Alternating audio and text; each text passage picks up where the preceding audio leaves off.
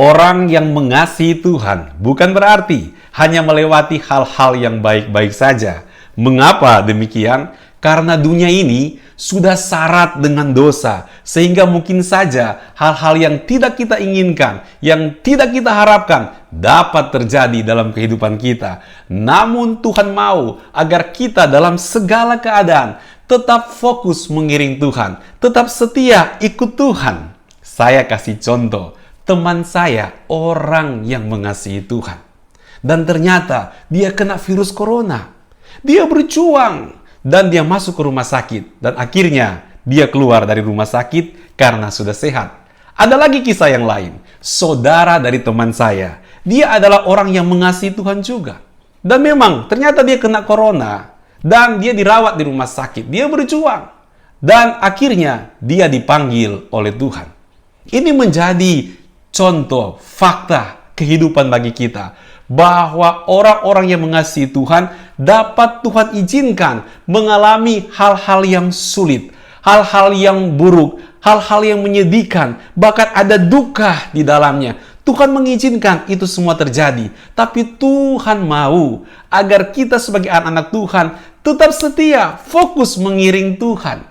Dan kita tidak boleh ceroboh untuk cepat-cepat beranggapan bahwa anak Tuhan yang kena virus corona karena mungkin kurang imannya, karena mungkin lagi dimarahin oleh Tuhan. Tidak boleh seperti itu.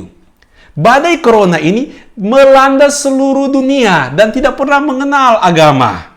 Siapa saja bisa kena badai corona seperti ini, dan mungkin sampai badai corona ini selesai, kita tidak tahu alasan yang lengkap kenapa Tuhan mengizinkan badai corona ini terjadi. Jadi kita tetap saja apapun yang terjadi harus setia ikut Tuhan.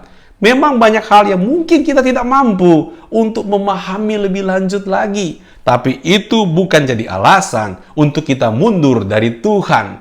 Kita memang selalu berdoa dan berharap, Tuhan tolong jaga keluargaku, Tuhan tolong lindungi aku, Tuhan tolong proteksi aku. Dan Tuhan mau hal-hal yang baik juga berlaku dalam kehidupan kita. Tuhan mau menolong dan melindungi kita. Namun ada saja hal-hal yang lainnya yang Tuhan izinkan. Tuhan dapat mengizinkan hal-hal yang buruk terjadi dalam kehidupan orang percaya. Namun Tuhan telah memberikan catatan yang kuat di Alkitab. Firman-Nya berkata bahwa tidak ada yang dapat memisahkan anak-anak Tuhan dari kasih Allah yang sejati. Sehingga keadaan seburuk apapun yang harus kita tempuh tidak akan memisahkan kita dari kasih Tuhan. Ini suatu janji yang jelas, yang harafiah, yang harus kita pegang dan kita percayai. Sehingga meskipun hal yang buruk Tuhan izinkan kita harus lewati, ayo tetap percaya, kita harus terus mengiring Tuhan karena Tuhan tidak akan pernah melepaskan kita. Di Alkitab ada contoh bagi kita, yaitu Petrus. Petrus, meskipun Petrus sudah melayani secara luar biasa, tetapi akhir hidupnya dia harus melewati kematian yang tragis. Bahkan kalau saya baca firman Tuhan bahwa Tuhan sudah mengatakan hal ini jauh-jauh hari sebelumnya. Tuhan berkata bahwa di masa tua Petrus, artinya memang Petrus akan umur panjang. Tetapi di masa tua Petrus, dia punya tangan ini akan diikat orang, akan diatur orang. Dia akan menjadi seorang tawanan. Dan dia akan dibawa ke tempat yang tidak Petrus kehendaki. Dan memang akhirnya dalam kehidupan Petrus, sejarah gereja, tradisi gereja mencatat bahwa Petrus dihukum mati dengan cara disalibkan, kepala terbalik, kepala di bawah, kaki di atas. Namun justru peristiwa Petrus ini sebenarnya menjadi kesaksian bagi kita. Bagaimana Petrus meskipun melewati hal yang tragis di kematian dia tetap membuktikan bahwa dia sungguh-sungguh mengiring Tuhan dan sungguh-sungguh setia mengasihi Tuhan. Nah, kita akan belajar juga sebagai anak-anak Tuhan. Ayo kita belajar bagaimana mengiring Tuhan dengan penuh kesetiaan. Kita ingat lagu Kidung Jemaat, bukan? Meskipun saya susah menderita dalam dunia, saya mau ikut Tuhan untuk selama-lamanya. Kidung Jemaat nomor 375. Kidung Jemaat ini cocok sekali ya untuk menguatkan iman kita, menguatkan rohani kita di tengah-tengah pandemi corona seperti ini. Ayo kita belajar bagaimana agar kita kuat untuk mengiring Tuhan. Yang pertama yang saya catat di sini, bulatkan hatimu untuk mengasihi Tuhan. Firman Tuhan, Yohanes 21 ayat 15. Sesudah sarapan, Yesus berkata kepada Simon Petrus, "Simon, anak Yohanes, apakah engkau mengasihi aku lebih daripada mereka ini?" Jawab Petrus kepadanya, "Benar Tuhan, engkau tahu bahwa aku mengasihi engkau." Kata Yesus kepadanya, "Gembalakanlah domba-dombaku." Tuhan Yesus bertanya kepada Petrus sampai 3 kali. Bukan berarti Tuhan Yesus iseng kurang kerjaan. Enggak, Tuhan Yesus serius. Nanya sampai 3 kali. Kenapa? Untuk memastikan Petrus harus betul-betul bulat hatinya mengasihi Tuhan. Sehingga apapun keadaan yang terjadi, meskipun dia harus melewati situasi yang buruk, banyak pergumulan dan tantangan, Petrus tetap mengasihi Tuhan. Tuhan mengejar hati yang sungguh-sungguh untuk mengasihi Tuhan. Di dalam kalimat ini, kata mengasihi menggunakan 2 kata, yaitu agapao dan kata pileo. Di dalam konteks dengan makna yang punya maksud tertentu, yaitu tentang punya makna bahwa Petrus sedang diajak untuk mengasihi Tuhan dengan penuh kesungguhan.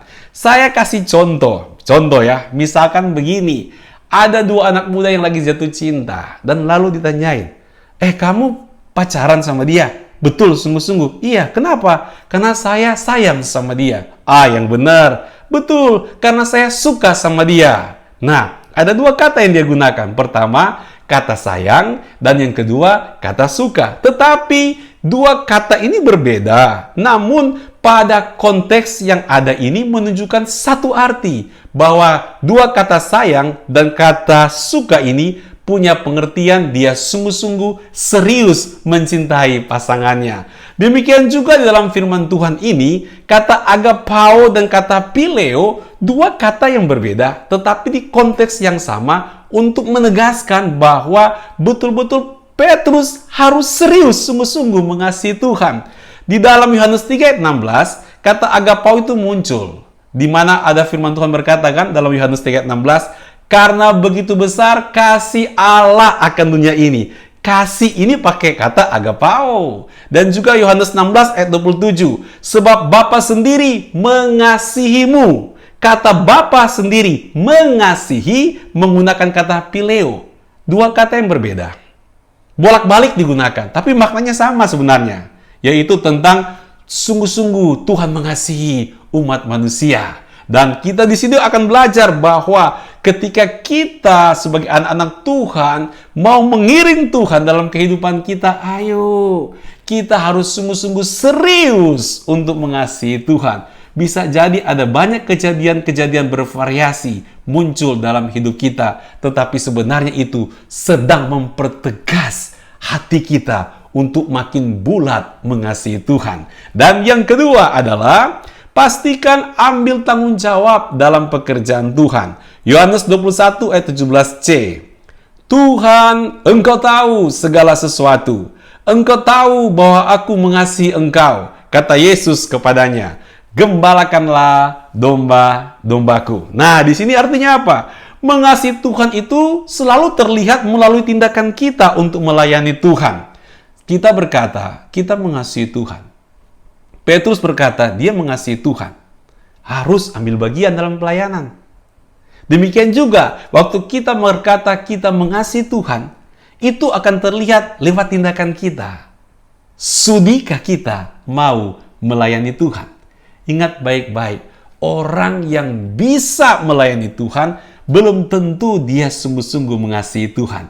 Tetapi ketika Anda sungguh-sungguh mengasihi Tuhan, pasti engkau mau dan ambil bagian di dalam pekerjaan Tuhan, di dalam melayani Tuhan. Dan yang ketiga, bagaimana caranya agar kita tetap fokus mengiring Tuhan? Yang pertama, bulatkan hatimu untuk mengasihi Tuhan. Yang kedua, pastikan ambil tanggung jawab dalam pekerjaan Tuhan. Dan yang ketiga, jangan kepo kepada orang lain. Apa sih ini kepo? Kita lihat dulu ayat firman Tuhan. Yohanes 21 ayat 21 sampai 22. Ketika Petrus melihat murid itu, ia berkata kepada Yesus, "Tuhan, apakah yang akan terjadi dengan dia?" Ini jawab Yesus, "Jikalau aku menghendaki supaya ia tinggal hidup sampai aku datang, itu bukan urusanmu, tetapi engkau ikutlah aku." Jangan kepo artinya, jangan jadi orang yang sewot, mau tahu semua urusan orang lain. Nanti kita akan terjebak menilai orang lain, dan kita akan terjebak untuk membandingkan diri kita dengan orang lain. Perhatikan dulu urusanmu dengan Tuhan. Itulah sehingga Yesus Kristus berkata kepada Petrus, "Ikutlah aku. Urusan Yohanes bukan urusanmu. Mari, pastikan urusanmu dengan Tuhan itu betul-betul beres. Dan yang terpenting adalah kesetiaanmu mengiring Tuhan dalam segala keadaan." Tetap fokus mengiring Tuhan. Tuhan Yesus memberkati.